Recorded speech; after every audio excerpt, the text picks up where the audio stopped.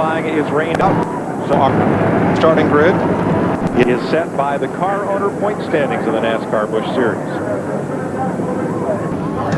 That puts point leader Jack Sprague inside the front row alongside Jason Keller, Chevy versus Ford. Steve Burns. Well, Mike, Jason Keller absolutely scared his crew chief Steve Addington to death in practice today because, well, Jason thought the car was so good.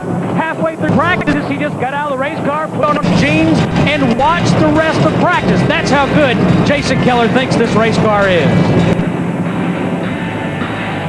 There's Jeff Green inside of row 2 with that hotshot rookie Scott Riggs. Randy Joy, runner up here in 97. Kenny Wallace, 3-time winner here. Greg Biffle, twice a runner up this season. And Stacy Compton, 2nd and 3rd in the last 2 races. Speedway Illustrated's Nick Berggren. Well, Vancouver, Washington's Greg Biffle, driving car number 60 tonight, has had great success here. Hit 3 starts. He's got a 3rd, a 2nd, and a win. He's not been so fortunate in Busch Series racing. Last year, he crashed out of both events. Biffle seeks a championship. He'll need patience tonight to win this race. Mike? Thanks, Dick. Mike McLaughlin, Todd Bodine, a couple of modified grads there. Wimmer, Bobby Hamilton Jr. Let you look back through some of the grid here. We get ready to roll. Jeff Purvis won here in 1996. Sauter brothers in the 8th row. Tony Raines, Larry Foyt there. Little Hank and Kevin Grubb, who tried but just missed qualifying for the Cup race tomorrow night. Shane Neal with Michael Waltrip there. Kerry Earnhardt and Ashton Lewis Jr. makes his 5th start here. And row 13, rookies Casey Mears and Ricky Hendrick is back. Matt Yoakum. Mike, after sitting out 6 races due to injury, 22-year-old Ricky Hendrick showed up at the Concord Speedway in North Carolina on Tuesday. He ran a 200-lap test session. A prerequisite from Father Rick that he had to pass before he could show up and race here tonight. He got the green light. They do have a Randy LaJoy seat, oversized, stuffed with padding, just to make sure that the comfort was what Ricky needed. He rolls off 26th and does not have a relief driver standing by. Right behind Jimmy Spencer, winner of the last 2 here. Yeah, going for 3 in a row, and I wouldn't, just because he's back there, I wouldn't count him out. Again, point standing set the field, and then a number of qualifying attempts. Notice Mark Green back in the 38 car here tonight. And he will have to go to the rear of the field because they changed engines after practice that afternoon. Butch Miller, former ASA champion there. Josh Richardson is his dad's his crew chief. And Johnny Benson gets the last spot. Several drivers had to go home, including Christian Fittipaldi, who was, I understand, one of the top 10 fastest in practice before the rains came. Yeah. Who's against the fence at turn 2? For Pete's sake. The 49 of Troy Klein spun out one of the pace laps. I tell you what, I've seen that happen here. You come out of the pit, and they blew this track off right after the Winston Cup practice. You come out of the pit, you got sticker tires on. You run up on that racetrack, and the track's a little dirty. Carl's been around with you. You can see a lot of the debris is still down on the inside of the track. Yeah, he damaged that car. He's going to have to come to pit road. Going to add another pace lap to get him to come to pit road. 43 cars, big field here, as we said. 250 laps the distance, and 110 laps pretty much on fuel, but I don't know if anybody's thinking a fuel run, are they, Larry? Normally you don't come to Richmond thinking about it, but Murphy's Law, you don't think about it, it'll become an issue. It always works that way. But here's the thing that's just messing our strategy up every week. We don't know if they're going to take 2 tires, 4 tires, no tires. We just never know from one week to the next. Rain last night washed out qualifying. Tonight, cloudy, 40% humidity, 65 degrees, and kind of clear skies way off to the west. But you know, Larry, I found at this track, if your car's loose in practice in the daylight, it's loose at night. And if it's pushing, it pushes at night. At Richmond, they're going to have to gather up that second group behind the second pace car to check their tack at pit road speed. Now they will catch it up, and we'll go 1 to go. Jeff Green starting 3rd. All right, boys, here they come. Coming down. We're going to go racing here. I guess on a Friday night, we're going to go boogie-woogity. Green flag, green flag. Green to the inside. Is there room? No. Yeah, there is now. Yes. I think this Sprague felt his presence. Got Riggs in the car, he tried to stay right with Jeff Green. He don't want to give the bottom of that racetrack up. Randy LaJoy in the 7 car. Whoa! Riggs gets into him. Randy LaJoy all the way to the bottom. He's going to pick up the lead after doing that. Let's start over, y'all. Oh, no. This is why the place is packed. 3 wide. 6 under a blanket into turn 1. I think what happened there, Riggs realized that he made a mistake. He tried to let Green get the car straightened up and almost caused a big wreck. Jeff Green, Randy LaJoy. Here comes Biffle on the inside. It's about as impatient start as I've seen in quite some time. Everybody was poking and gouging.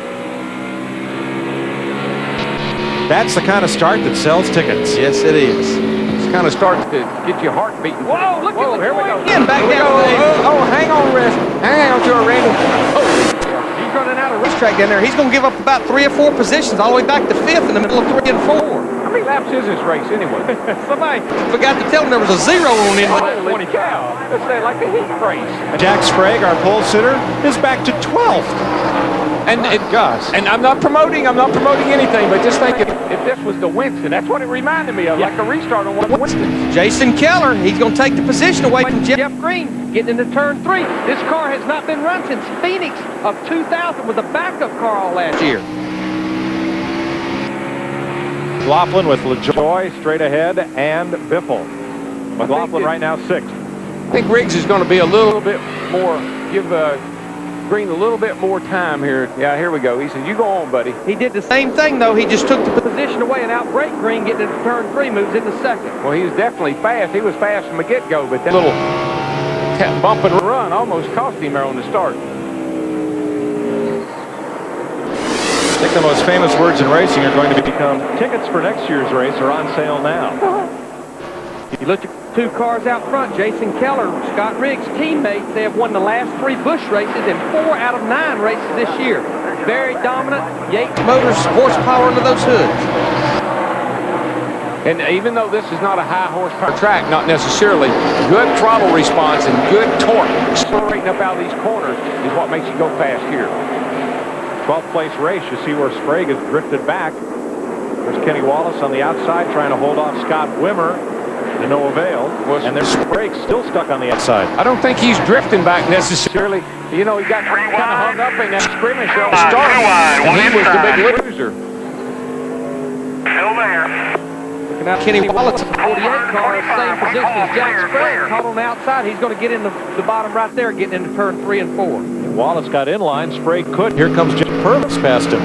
But you can get freight trained here just like Jack Sprague is. I mean, you get caught out of line and tight cars are all bunched up here, and you can go backwards in a hurry or get wrecked. Now to Stacy Compton there, the 59 car. What a different. Steve Plattenberger coming back to this team at the beginning of the year as crew chief and moved over to Mike McLaughlin. building shocks. We got a spin. Mike Carver, 44 off turn 2. No caution though. He's going to get his car back going. He just spun her around and kept right on going. And that was actually Mark Green. Mark Green in the 38 car, yeah. Jason Keller has it his own way. 3/4 is the second up on his teammate, Scott Riggs. Darrell, you and Neil Bonner put a lot of laps on this racetrack in the 11 and 12 Junior Johnson car. Was it easier having a teammate just in front or behind? Well, it gave you some comfort. And not only that, you can communicate. I mean, you can tell his spotter to tell your spotter, or his crew to tell your crew. There was a lot of cooperation there, which made it a lot easier when you're running out front like this. Jimmy Spencer in that 1 car won both these races last year. He's picking about 2 cars a lap off right now. Started back in about 23rd or 24th position. And just to follow up a little bit, if it's somebody else, not a teammate or a friend necessarily, they're not going to tell you. Whoa, Sprague! Yep, Sprague around 2. Pow! The wall. Caution is out. Hold it up there. Hold it up there. Oh. Caution down, spinning 2. Clear when you get there. Just look for liquid coming out. Just look for liquid.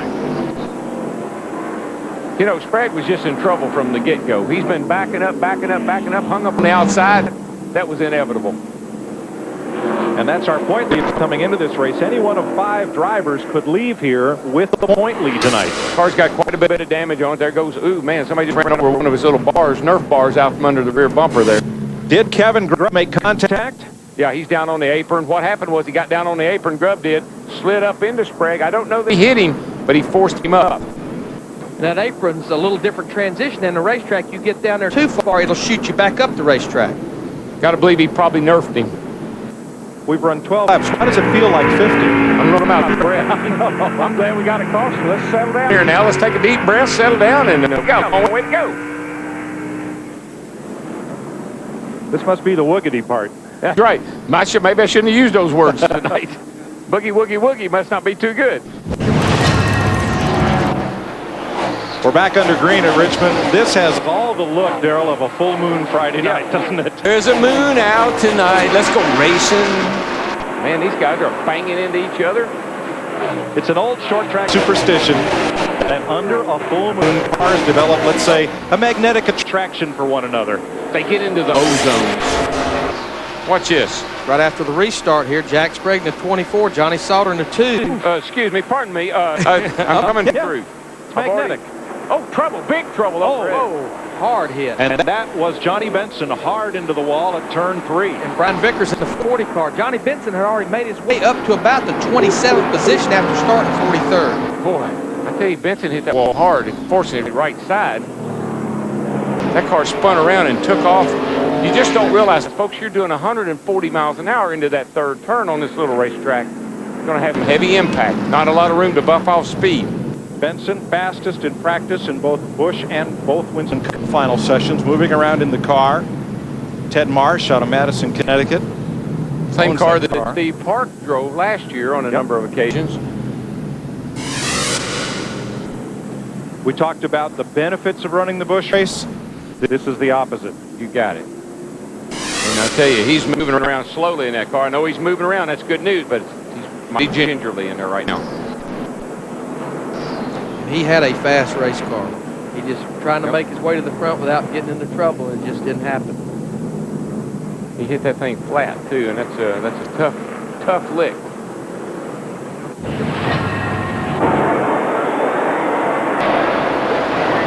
Green, green, green at Richmond. Go, go, go. Mike McLaughlin goes right after Randy LaJoie for 4th place on the restart. It's a big power move. Got a good start there. Got a run on Randy. Had to let him go. Now you see what happens to Randy. Gets shoved up out of line, but you can get in trouble like that. I hear that train whistle. Bobby Hamilton Jr. in 25, Scott Wimmer in 23. They're trying to keep Randy kicked to the high side. Just keep freight training him. You know, Larry, I keep waiting for that 25 car there to have a good weekend. That car's been fast. Of course, he ran well at Nashville a few weeks ago, but that car's been fast. Old Fred's doing a good job on that car. I think they will be in victory lane very soon. Bobby Hamilton Jr. and Fred Wonky, they got a good combination going there. The Marines, a few good men. From Stacey Compton, contact between old running mates Todd Bodine and Randy LaJoie. There's another guy that's going to find his way in victory circle before too long. Stacey Compton in that 59 car.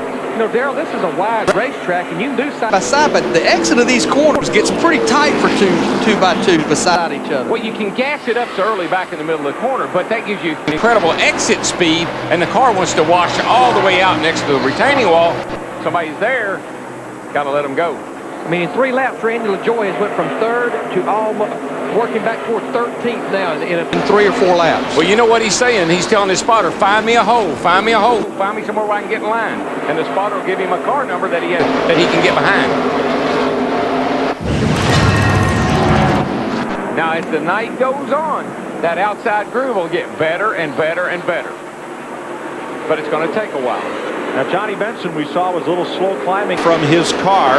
His Ted Marsh Chevy there at turn 3. Here's Dick Bergeron with more. Well, he walked into the care center, Mike, but they put him in the back of the ambulance. Ted Green from the Speedway will give us a statement. How's Johnny doing? He's doing okay. He's been taken by ground transportation to Memorial Regional Medical Center here in Richmond. He has some bruised ribs, possible concussion. He's being taken there for x-rays and a CAT scan.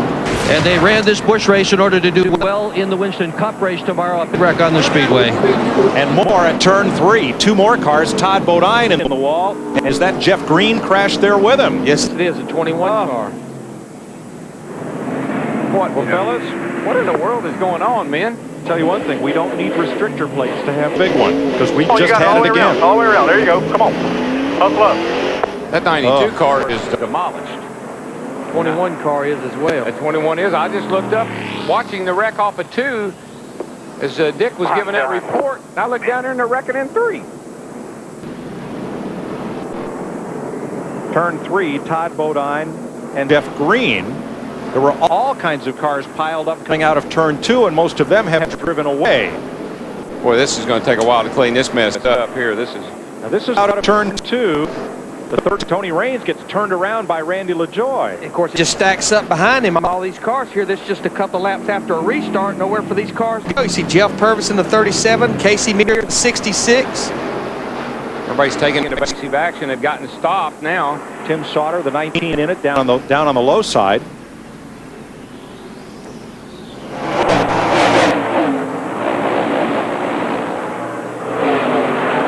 Something happened to Raines, and LaJoy was on the gas. You know, it looks like water was coming out of Tony Raines' overflow. And again, he hoped to learn something tonight that would help him in the Winston Cup race, but all he's going to learn is you're going to have to be careful as you get back. He got shuffled up to the outside, and he was falling back. Now, I don't know if Todd and he had some contact. I'm sure they must have going down into turn 3. Well, let's see it from Jeff Green. Back straightaway. Now this is out front of the wreck with Tony Raines and Randy LaJoy. Oh, man. Somebody just looks like got it in the back of him right there. Oh, that's a hard lick on left side. And I said Todd was underneath of him. It looked like they made contact way early before they got to the corner. Well, Todd has climbed from his car. He is okay. They see the 33 car back here. See all that smoke and stuff flying out of it? Something happened to that car. And you can see the water coming out the overflow right there.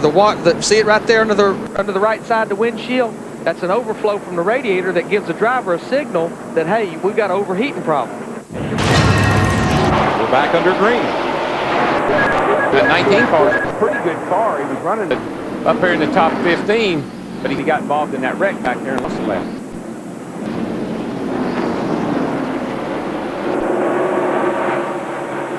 Good clean restart. Let's see if things settle down here this time. I'm up under the all clear. Well, what happens, Mike? You step in that outside and you start losing positions and you panic. You want to get back down and you're trying to find a way to get back in line, and there's just no way to do it without getting run over. We saw there just in front of Stacy Compton on the outboard. Guess who's up to 6th place? Mr. Excitement himself. Just look who took 2nd place over Bobby Hamilton Jr. in that 4-5 car. Scott Riggs trying to get around Tim Sauter. Bobby Hamilton took advantage of it, dove inside, getting into turn 1.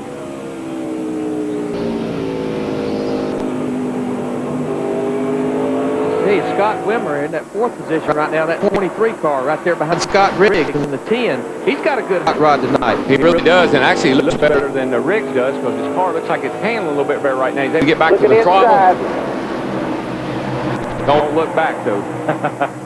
When they start getting, side by side and running off in that first turn, there can be trouble. This is a battle for 8 right with here. a 54, you'll be fine. You've got to try to get 2 of your wheels, your left side tires, down in that bottom groove when you're running beside somebody in that close racing side by side. They make contact, and out of here you go. Right here, Jamie McMurray, the 27. He's kicked to the high side. He was running at about the 8th position. We'll see where he ends up by the time he finally gets back down to the bottom. See him just cut down in front of Shane Meal. I mean, that's all you can do and hope the guy doesn't roll. I like that view from Shane Meals, number 47. It looked like the brake duct cam. There it is. On the front bumper. It's a brave place to put a camera. I'll be anxious to see if that camera's still there at lap 250. What's the deductible on that camera? Let's go to Matt. Mike, under that caution, Jason Keller, the leader in the 57 car, had a short debriefing with his crew chief, Steve Addington. He says the car is responding well. It has good forward bite off the corner, but the car is a little too free at entry. He says, I can't get aggressive with it. And if he can't get aggressive with it, wait till they make some changes on their first pit stop, which they aren't sure yet because we keep getting so many caution flags. It keeps changing your strategy to Steve Burns. Matt, it's the same situation for Scott Riggs, the number 10 car. Crew Chief Harold Holly just telling Riggs, you've only got about 30 green flag laps on those tires, so just take it easy. Riggs is saying the car is awfully loose. That's the condition on the 10 car, Scott Riggs. Jimmy Spencer battling Riggs for 4th. Remember, Spencer started back in 27th position. This is a brand new race car. He's got it side by side for about 2 laps. Spencer's about the only car I've seen being able to make a pass on the high side. Well, that's how come he won 2 races here last year. He could pass anywhere he needed to. He's doing it again tonight. See that 26 down on the apron to the 47. Make a little contact. Both drivers remain under control. Shane Meal, Lynn Amick. saw Dan Pardis off the pace. 32 car as it's heating up for the lead now. Bobby Hamilton Jr. going after Jason Keller. I mean, Mike, you can't just hold your hand up and say, I'd like to get in line right here. Yeah. I mean, it don't work that way. Yeah, but it doesn't help, right? Do any good. You know, I don't envy the problem that Jason Keller and his crew chief had in that 57 car. You're so reluctant. If you try to tighten up getting in, you may hurt the exit. That's where you beat people normally at Richmond, is from the center off. One of the biggest problems you have here is loose into turn one particularly. You're on the brakes a little bit, and you can usually tell the cars that are handling good. If they got those brake rotors glowing, that means that car's not handling good, and he's having to slow the car down to get into the turn. I saw the 57 right front rotor was glowing red there a few minutes ago. He's backed off now to cool that down. And I think he finally realized Bobby Hamilton Jr. had a much faster race car, no sense in pushing the envelope this hard at lap 75. What you try to do to get the cars to turn through the center and be good off, you get them too loose getting in. And that's what you fight here all night long. You're trying to get a balance between driving in good and being able to put the power down and accelerate off. It's the first time that Bobby Hamilton Jr. has ever led at Richmond. He's still looking for his first top 10 finish here. And it's the third race he has led this season. Kerry Earnhardt has brought out the 5th caution here at lap 102. Spun getting into turn 1 and pounded the wall at turn 2. Leaders making pit stops. Yes, Bradshaw, that is your car. And it is hurt. Jimmy Spencer's got trouble on pit road. They had a good pit stop. Now he's backing back up into his pit box. I don't know what in the world's going on. He's got all kinds of problems. Go. Still on the lead lap here. It looks as though the car is down on the right rear over here, or down on the... Something is... The right rear, yeah. Dick Bergman? Well, this is something that I've never seen in all the years I've been at auto racing. This car has dropped to the back end, and he's broken the rear end. He fits in half. Jimmy Spencer, a shot to win the race. The rear end of the car has come apart. Look at how the car is just laying on the ground. I mean, when he started to drive away, I said, it looks like the car is too low. Yeah, I mean, it's broke something. And you can see some fluid right here that it's apparently it's broken the rear end housing in two. Watch when the jack drops. Right there, right there. You can see the rear end broke. See the wheel there wobbling, the right rear, just like the rear end housing broken too. Oh no. Uh-oh, somebody's holding up a part. Yeah, there's the telltale sign piece right there. Well, we're going to be under caution a little because they're going to have to tow that car away. Jimmy's out of it. Dick? Jimmy Spencer, what on earth happened to the back end of that race car? I don't know. Something broke in the rear end. The U-bolts or something broke the housing. I mean, I've never seen it in my life, you know. That thing was awesome. Yeah, it was. I mean, I can't believe you smiled. You had the best race car here. Oh, there's no question in my mind. I had this one. I could run 2180s and 70s. Ain't nobody else could run that fast. But you can't win a race when you're sitting in there, Dick. You know, I just feel bad for all the guys on the team, all the yellow people. We've been at a really tough year with yellow this year. Had a lot of things happen to us. Running in the top 5. Again, part of it. He's a racer. Like, look at the replay right here. Kerry Earnhardt, it's just in the 12 car. He is over here, and he just got loose with him right there in the middle of the corner. Easy to do getting into turn 1 here. You drive in there on the outside, get a little high, get a little stuff on your tires, round you go. Who are you going to tell Bradshaw to call? He needs to call 911. 1010, yeah, right. Because you're going to need more than a buck here, bud. Shane Milne, the 47, just getting by. On the outside, wasn't sure where to go. He decided to go to the high side. Bobby Hamilton Jr., Scott Wimmer, Jason Keller, Kevin Grubb, and Greg Biffle are the top 5. And in one lap, we'll go green. Let's check it out at Greg Biffle's pit. Halfway to the car, halfway to the car. That's this way. Radar. See? Right there. Look at it, dude. You can't measure that. 4.5 feet. Right behind the car. Randy, if you don't put him in the longest line, you'll do a stop and go or green, and it'll cost you a lap or end up being 2. NASCAR official and the Greg Biffle crew about where Biffle was pitted within the pit box. Them guys, you don't know which way they're going to go. The face car's off. Back it down a little. Just be ready. Ready. Green flag. Clear. Biffle's going to restart in 23rd position. That's roughly 23 or 24 cars on the lead lap. He's going to fight his way back to the front again. Shane Meal, Johnny Sauter trying to get back on the lead lap. Sauter falls to race leader Bobby Hamilton Jr. Actually, Shane Mill is 3 down after that green flag stop a while ago, so he's trying to get one of those laps back. He's looking for a caution right now. Well, you know, the way it's been going, odds are pretty good. He might get one, but it's going to be too late. Scott Wimmer right there in 3rd place behind Bobby Hamilton Jr. and Scott Riggs. In race in and race out, Scott Wimmer, the 23 car, they'll stretch fuel mileage about as far as any car in the Busch series. Need to document that a few more of the lead lap cars that pitted Ashton Lewis because of spinning, bringing the caution out. Tim Sauter made his lap up, back on the lead lap. He was on pit road with 4 tires, along with Jack Sprague again as well, continuing to try to make repairs to that car. Sprague's up to 19th, and I tell you, with a wounded vehicle like he's got right there early in the race, that's a pretty incredible job. That's how you win championships, is make a bad night turn something bad into something pretty good. Bobby Hamilton Jr. leads this race. Let's go to his pit with Steve. And Mike, let's find out from Fred Wanke, the crew chief. Can you guys go the rest of the way on this fuel? Right now, we need another caution. We can't make it all the way. You know, Bobby's doing such a good job.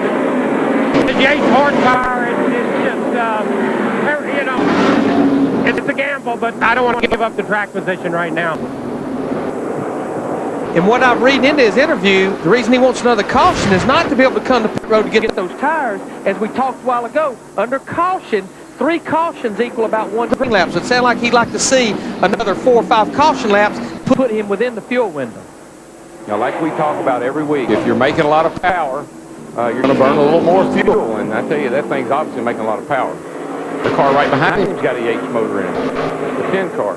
It's like right after this restart, Scott Riggs in the 10 made a run at Bobby Hamilton Jr. But once it seemed like that Bobby Hamilton Jr. got settled down, he's starting to pull away just a little bit. Riggs looks pretty strong off turn 2 coming on to the backstretch. Yeah, we've seen that happen a couple times to Bobby Jr. there, where somebody will get a run on him after a restart, but he seems to be able to ease on away from them the longer they run. He opens up a pretty nice lead, pretty handsome lead after a while. You know, his dad only has 1 Busch Series win, but it came right here. It did. He was driving the 8 car, I think it was, Filbert Matassi's car out in Nashville at the time. 1989. And Gil, the 31 crew chief, Gil Martin from Nashville, he was the crew chief.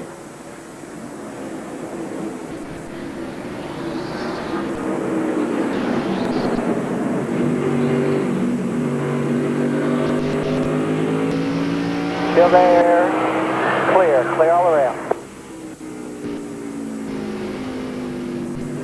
You know, Jeff Purvis was involved in that turn 2 skirmish, and he's climbed his way back up to 8th place. Right behind Compton here. Bobby Hamilton Jr. gets a good restart. Scott Wimmer in 2nd place, though. Jason Keller in the 57, all over the back of him. Bobby Hamilton Jr. would like to put as much distance as he can right here early on those guys. Yeah, because actually his car gets better in a run. The longer they go, it seems like the better he gets. So the fact that he can kind of open up a gap right now is very good for him.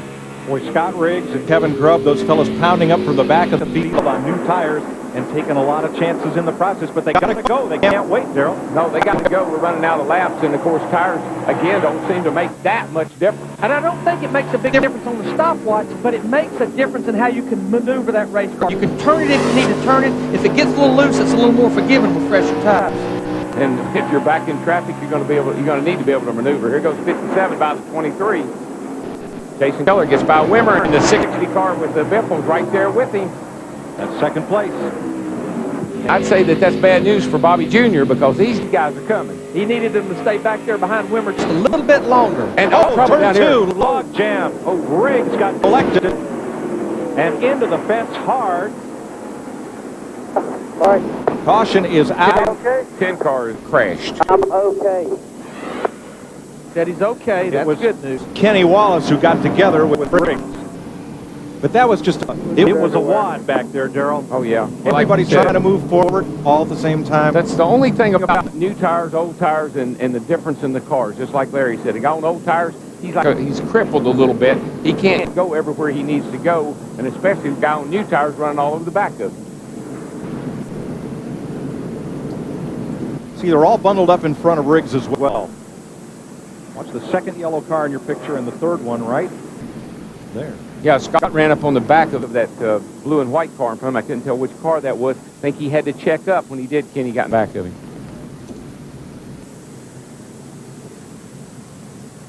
Scott Riggs third in points coming into this race. There you see he gets a little loose. It's unfortunate for Scott. I mean, I'm not sure, but that may have been, I think that was Randy LaJoie just ahead of him. Didn't look too happy. Nope. I think he may have a little message for him. I think that safety worker has his helmet.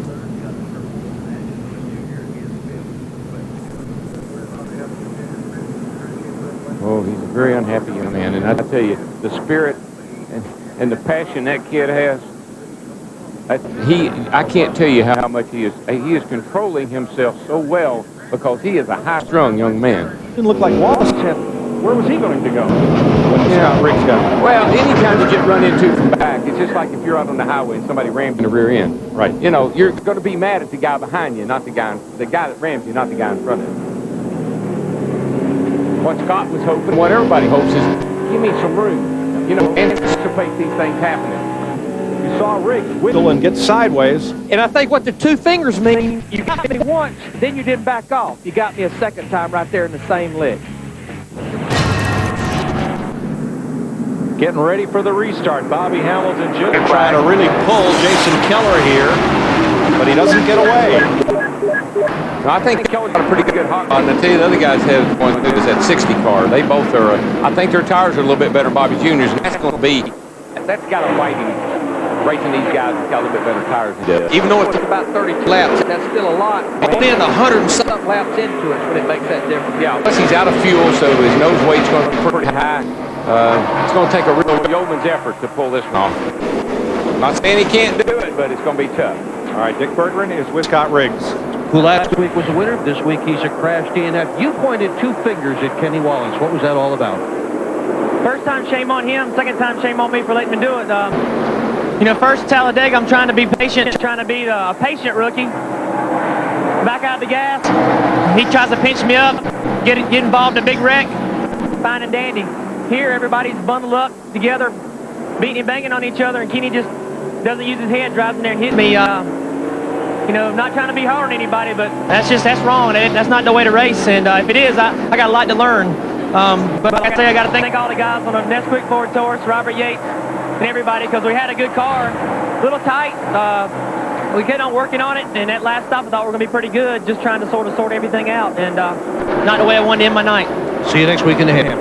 Yes, sir. Meanwhile, his teammate Jason Keller has taken the lead. Yeah, but something, Bobby Jr. looked like he pushed up the hill, or the car got loose, or jumped sideways or something, and that opened the door for Keller. Oh, he's coming back. Yeah, I don't know what happened. Something happened as he came off turn 4 down here to let Keller get by him. Now he's got to use some patience. He's got that Out of groove, though, Darrell. He's got Greg Biffle all the way on the back.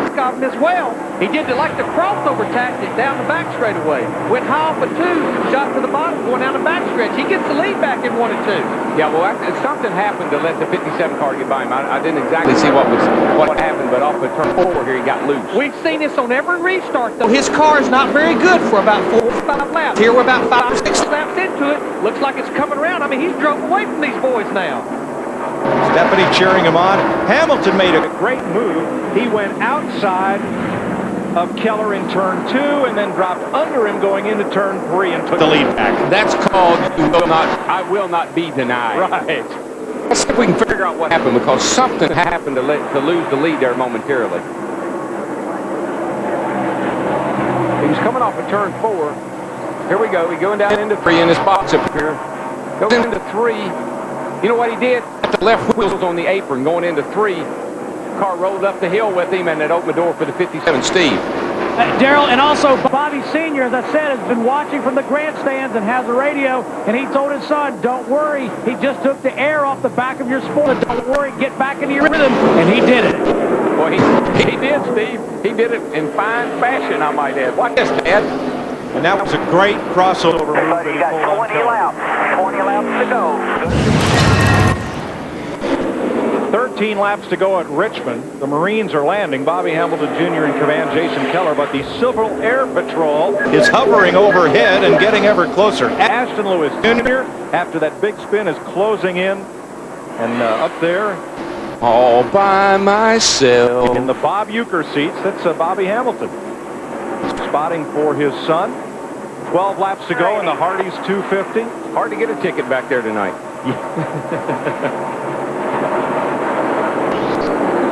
What a night for young Bobby. He'd only led about 90 laps his whole Busch career before tonight.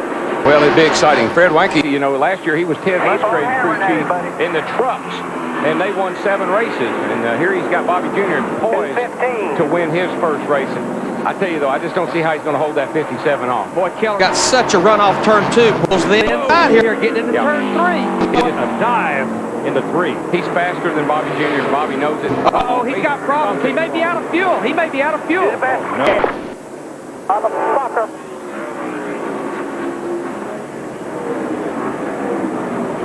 With 11 laps to go. Hamilton may be out of gas.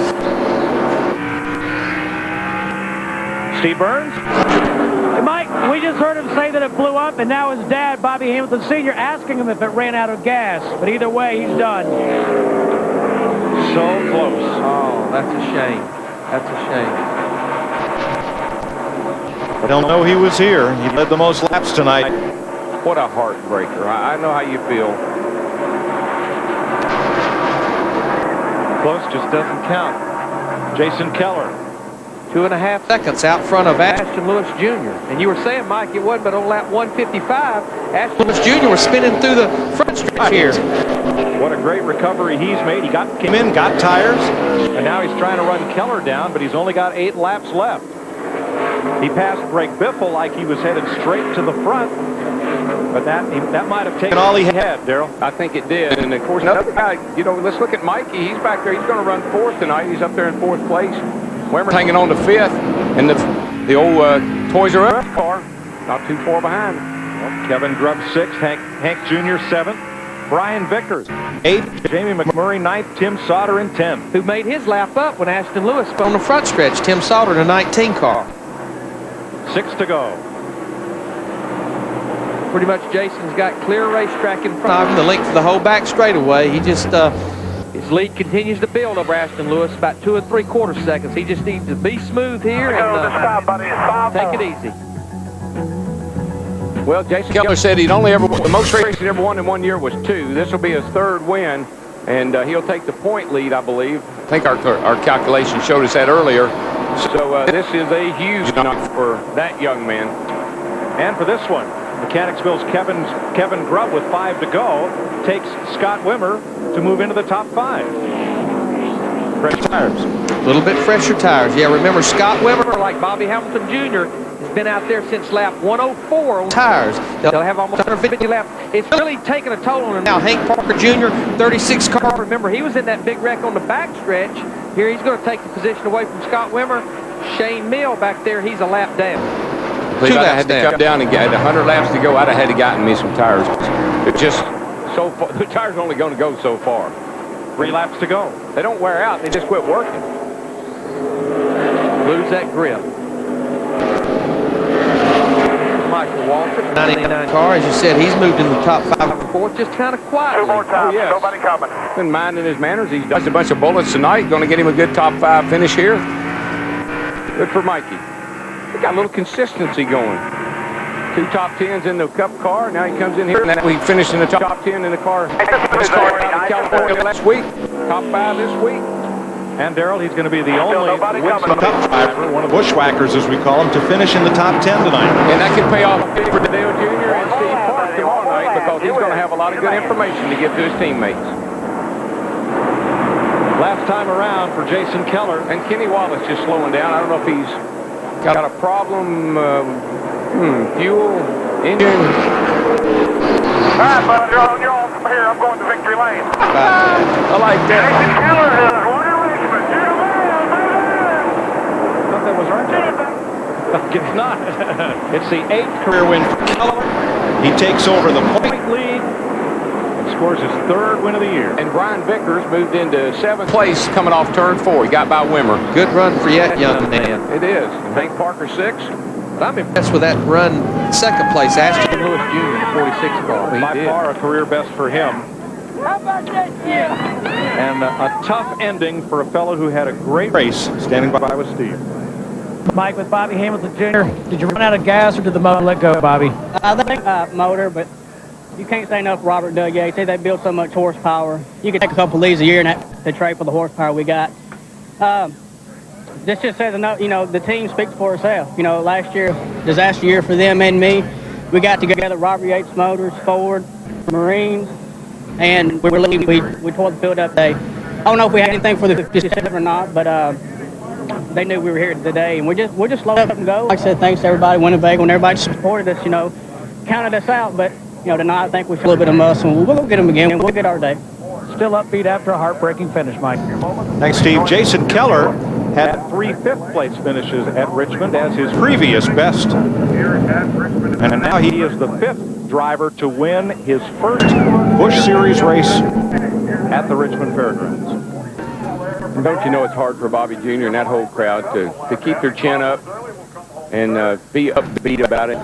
They're very down and depressed, but obviously he's pretty proud of his team tonight. Hard to be depressed when you have a race car like that tonight. Wow.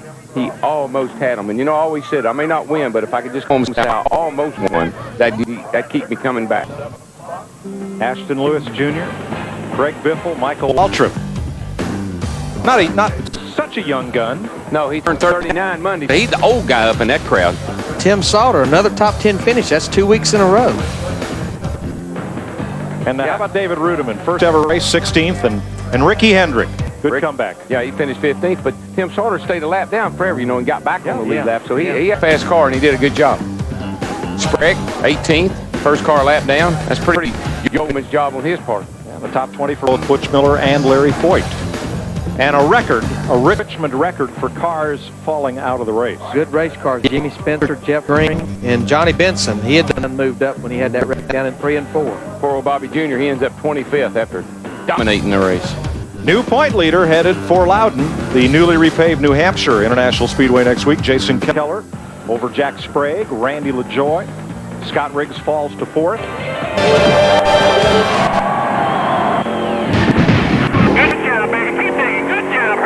To the front. Get in front of you, Rick. Get in front of you. Easy now. Easy. Good job. Block on the top. Coming to the bottom. Whoa. Easy. Ooh. Look at it. You just can't measure that.